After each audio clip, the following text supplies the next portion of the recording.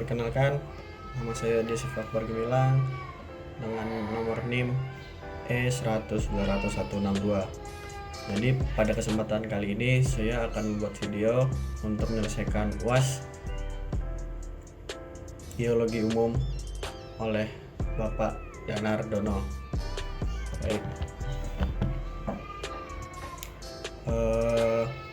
Soal yang Bapak kasih yaitu jelaskan dengan media video yaitu bentuk arsitektur kerak bumi beserta struktur geologi di Kalimantan Tengah, proses geologi yang terjadi di Kalimantan Tengah, kondisi material penyusun kerak bumi atau batuan yang ada di Kalimantan Tengah. Saya akan menjawab. Jadi ini adalah contoh dari salah satu peta geologi Kalimantan Tengah atau Pulau Kalimantan. Pulau Kalimantan merupakan pulau terbesar yang menjadi bagian dari lempeng mikro Sunda. Menurut Taponir, pada tahun 1982, lempeng Asia Tenggara ditafsirkan sebagai fragmen dari lempeng Eurasia yang melejit ke Tenggara sebagai akibat dari tumpukan kerak benua India dengan kerak benua Asia yang terjadi kira-kira 40-50 juta tahun yang lalu. Fragmen dari lempeng Eurasia ini kemudian dikenal sebagai lempeng mikro Sunda yang meliputi Semenanjung Malaka, Sumatera, Jawa, Kalimantan Selatan, dan Kalimantan Tengah. Adapun batas-batas tektonik yang paling penting di sebelah timur adalah kompleks subduksi kapur tersier awal yang berada timur laut, yang berarah timur laut, dimulai dari Pulau Jawa dan membentuk pegunungan Meratus Karang. Yang kedua adalah sesar mendatar utama di Kalimantan Timur dan Utara. Yang ketiga, jalur subduksi di Kalimantan Utara, Sarawak, dan Laut Natuna. Jalur ini dikenal dengan jalur Lupar. Bagian utara Kalimantan didominasi oleh kompleks akresi, kroker ranjang embaluh berumur kapur dan Eosen-Miosen. Di bagian selatan kompleks ini terbentuk cekungan Melawi, Ketungai, dan cekungan Kutai selama Eosen akhir dan dipisahkan oleh zona Eviolit, Melange, Lupar Lobuk, Antu, dan Boyan. Di bagian selatan Pulau Kalimantan terdapat Scanyer Mountain berumur kapur awal akhir berupa batolit granit dan granodiorit yang menerobos batuan metamorf regional derajat rendah. Tinggi Meratus di bagian tenggara Kalimantan yang membatasi cekungan Barito dengan cekungan asam-asam. Tinggian Meratus merupakan sekuen oviolit dan busur vulkanik kapur awal. Cekungan Barito dan cekungan Kutai dibatasi oleh adang flexure.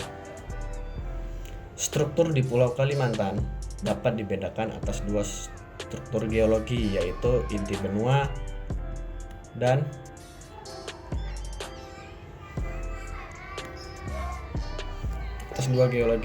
inti benua.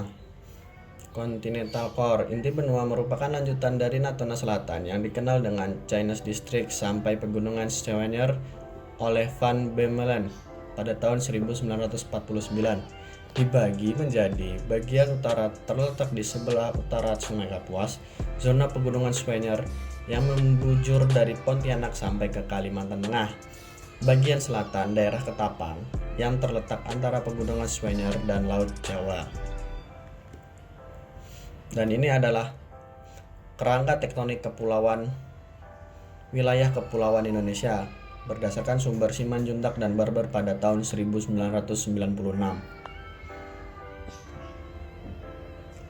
Perkembangan geologi pada daerah ini dapat disimpulkan.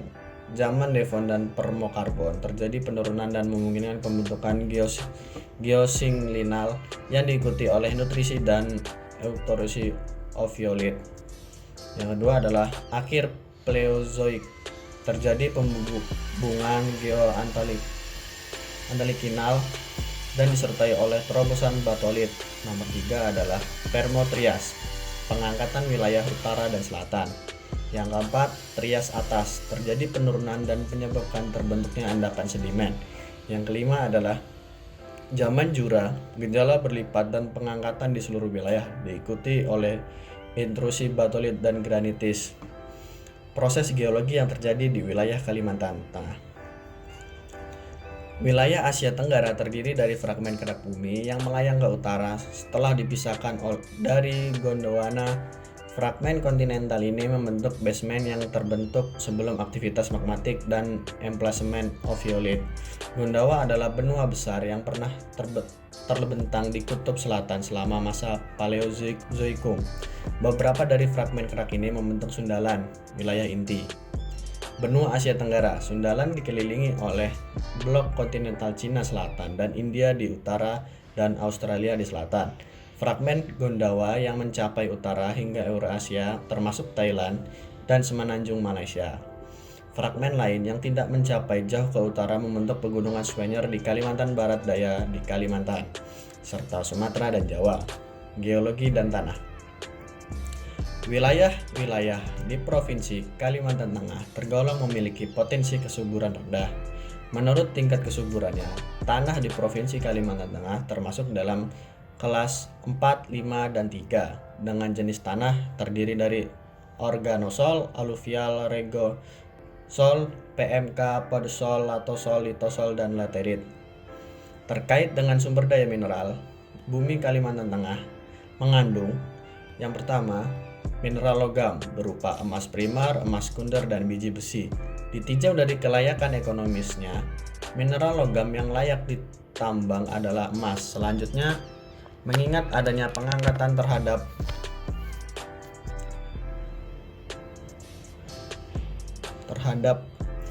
baja di pasar dunia, maka nilai kelayakan ekonomis cadangan biji besi di Kalimantan Tengah mengalami kenaikan. Yang kedua, mineral non-logam berupa pasir, kuarsa, bentroid, kaulit, mika, dan batu gamping. Mineral logam yang memiliki prospek yang cukup luas penyebarannya adalah pasir, kuarsa, dan kaolin. Yang ketiga adalah batu permata berupa intan dan kecubung. Batu permata jenis intan terdapat di aluvium pada Sungai Barito yang terletak di Puruk Cahu, sedangkan jenis kecubung banyak dijumpai di utara Pangkalan Bun, yaitu desa saya. Dan benar, batu permata berupa kecubung banyak dicari dan banyak sebagai oleh-oleh dari berbagai orang yang ingin ke Pangkalan Bun. Mineral energi berupa batu bara. Cadangan batu bara terdapat di sektor timur laut, menerus ke selatan dan ke barat. Tatanan geologis fisiologi Pulau Kalimantan umumnya merupakan daerah rawa-rawa dan fluvial. Selain itu juga terdapat daerah dataran dan pegunungan yang tersebar di pulau ini. Dataran yang ada tersebar di bagian tepi-tepi pulau dan sebagian besar daerah pegunungan berada di tengah pulau, sedangkan bagian utara Pulau Kalimantan merupakan zona pegunungan Kinibalu dan pada bagian barat laut terdapat jajaran pegunungan Mular dan pegunungan Suanyer. Pada bagian selatan terdapat pegunungan Meratus. Bentuk-bentuk kenampakan permukaan di wilayah Kalimantan ada banyak seperti pegunungan, gunung, dataran tinggi, dataran rendah, sungai, danau, teluk, selat, dan tanjung. Yang paling menjorok di Kalimantan Tengah adalah Teluk Bogam serta Sungai Arut Selatan yang terletak pada Kota Waringin Barat, Pangkalan Bun. Dan ada juga sungai yang bersejarah yaitu Sungai Sekonyer karena tempat perang antara Belanda dengan pahlawan sekitar yaitu Panglima Utar.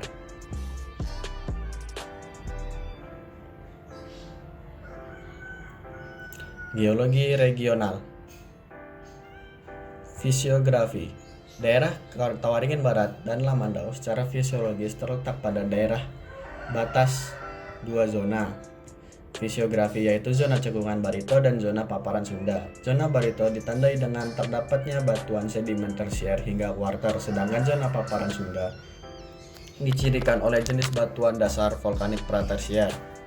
Dataran rawa dicirikan oleh bentuk morfologi yang relatif datar dengan ketinggian 0-20 meter di atas permukaan laut atau MDPL. Ditempati oleh rawa-rawa, terdapat sungai-sungai besar seperti Sungai Delai, Sungai Lamandau, Sungai Kumai, dan Sungai Arut. Sungai ini pada umumnya mempunyai bentuk yang tidak teratur, berkelok-kelok, mempunyai danau, sungai atau oak-bow lake, lembah sungai relatif luas, dan lebar sungai antara 40 sampai 75 meter. Dia ikuti dengan arus yang tidak begitu kuat. Satuan morfologi ini disusun oleh endapan kuarter yang berupa aluvium sungai dan endapan rawa. Dataran bergelombang dicirikan oleh bentuk permukaan yang relatif miring, 5 derajat sampai 10 derajat. Umumnya menepati daerah di antara dua sungai besar yang membentuk pola aliran dendritik. Mempunyai ketinggian antara 20 sampai 50 meter di atas permukaan laut. Satuan dataran bergelombang ini umumnya disusun oleh batuan sedimen tersier akhir sampai kuarter awal. Struktur geologi pada daerah Kota Waringin Barat, berdasarkan geologi regionalnya, masuk ke dalam paparan Sunda dan Cekungan Barito. Struktur sesar di daerah ini terutama hasil penafsiran Citra Lansat. Sesar normal sangat besar dengan arah timur barat dari Sungai Katingan terus ke Sungai Kawah, memanjang kira-kira 130 km. Sesar-sesar normal umumnya mengarah barat laut Tenggara, sedangkan di utaranya sesar normal mengarah barat daya timur laut. Struktur terlipat ini kurang begitu berkembang sehingga antikilin dan sinkilin tidak ditemukan. Itu saja dari saya yang dapat saya sampaikan. Kurang lebihnya mohon maaf. Wassalamualaikum warahmatullahi wabarakatuh.